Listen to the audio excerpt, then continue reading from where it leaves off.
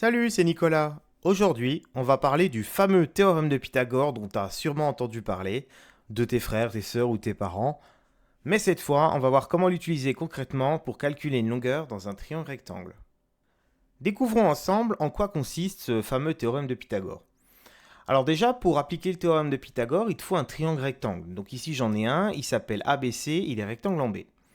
Autour, on a ajouté des carrés qui font la taille des côtés de ce triangle.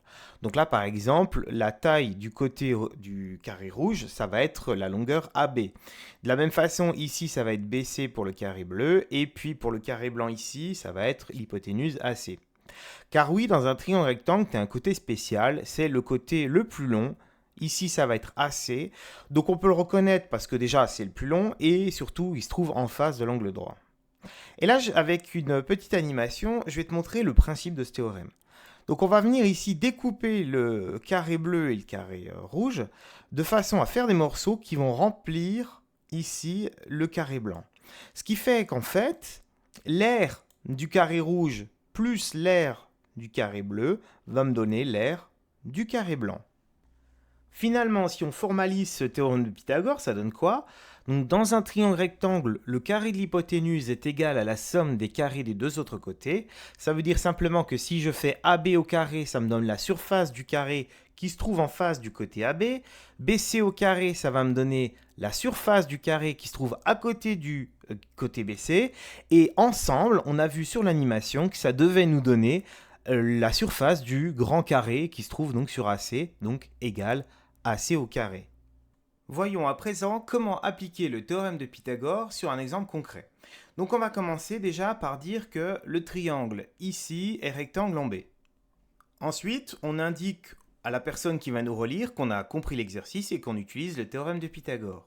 Alors j'ai écrit j'utilise le théorème de Pythagore, mais tu peux aussi écrire d'après le théorème de Pythagore. Par contre, s'il te plaît, ne fais pas de faute sur le prénom Pythagore. Tu mets bien P majuscule et le H au bon endroit.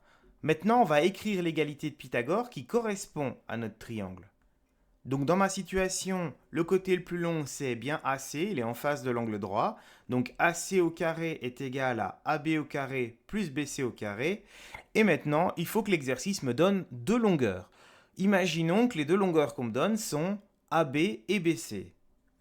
On va donc me demander de calculer la longueur qui me manque, c'est-à-dire la longueur de l'hypoténuse ici, qui est AC. Je vais donc remplacer dans mon égalité les valeurs que je connais déjà. Je vais effectuer maintenant le calcul pour AC au carré. Donc 5 au carré, ça fait 5 fois 5, 25.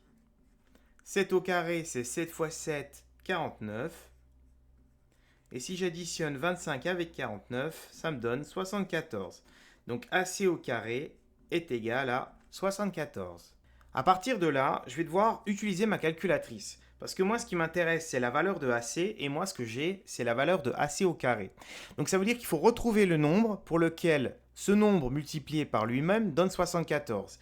Et pour faire ça, il y a une touche toute faite sur la calculatrice qui s'appelle racine carrée. Donc racine carrée de 74 qui va me donner donc la valeur que je recherche. Donc, selon ta calculatrice, tu as une touche racine carrée ou pas. Je sais que sur les Texas Instruments, il faut d'abord appuyer sur seconde pour trouver la touche racine carrée. Si tu ne trouves pas, tu demandes à ton prof de maths.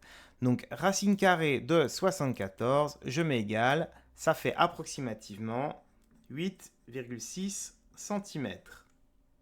Alors j'ai fait un petit retour en arrière sur notre situation et le changement que j'ai fait, c'est que j'ai donné deux longueurs, sauf que cette fois j'ai donné l'hypoténuse et un côté de l'angle droit. Donc là l'objectif ça va être de trouver le côté BC. Alors le début de la rédaction ne change rien du tout, on dit toujours que le triangle est rectangle en B, qu'on utilise le théorème de Pythagore et l'égalité de Pythagore c'est toujours la même. On remplace par les valeurs numériques. Donc on obtient 7 au carré égale 5 au carré plus BC au carré, on va faire le calcul. Et là, je suis un peu embêté parce que moi, ce qui m'intéresse, c'est BC au carré. Sauf que BC au carré, il est accompagné du 25. Donc tout simplement, ce que je vais faire, c'est que je vais enlever 25 à 49 pour trouver BC au carré tout seul. Finalement, ça me donne BC au carré qui est égal à 24.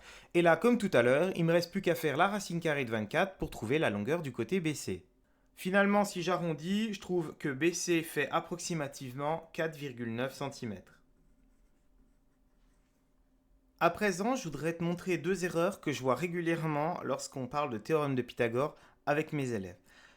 La première erreur, c'est de faire 3 au carré comme étant 3 fois 2. Sauf que 3 au carré, c'est 3 fois 3, ça fait 9. Et ça, c'est absolument pas égal à 2 fois 3 qui donne 6. De la même façon, 5 au carré, c'est 5 fois 5. 5 fois 5, ça fait 25. C'est pas du tout égal à 2 fois 5 qui donne 10. La deuxième erreur que je vois régulièrement également, c'est celle qui consiste à tout simplement oublier le fait que les longueurs sont au carré. Donc on va pas trop vite, surtout au brevet, on se méfie et on se trompe pas. Pour que tu puisses t'entraîner, je te laisse deux triangles rectangles dans lesquels il manque deux longueurs. Donc ici on a un triangle rectangle en E, il nous manque l'hypoténuse. Et ici on a un triangle rectangle en G et il nous manque l'un des côtés de l'angle droit. Je te laisse mettre la vidéo sur pause et je fais la correction juste après. C'est parti pour l'exemple 1. Donc on commence toujours par dire que le triangle est rectangle. Donc là il est rectangle en E. On explique ce qu'on s'apprête à faire, c'est-à-dire utiliser le théorème de Pythagore.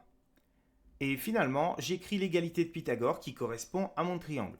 Donc ici, le plus grand côté, c'est DF. Donc ça va être DF au carré qui va être égal à D au carré plus EF au carré. On va remplacer par les valeurs numériques du triangle. On fait le calcul de DF au carré. Et il ne nous reste plus qu'à calculer DF en faisant la racine carrée de 25. Finalement, on trouve que DF fait 5 cm, et là, tu es en présence d'un triangle qui est très connu, puisqu'on a un triangle qui a pour mesure 3, 4 et 5 cm. C'est facile à retenir, et on sait que c'est un triangle rectangle. Allons-y pour la correction du deuxième triangle. Donc on va commencer par préciser que le triangle est rectangle en G.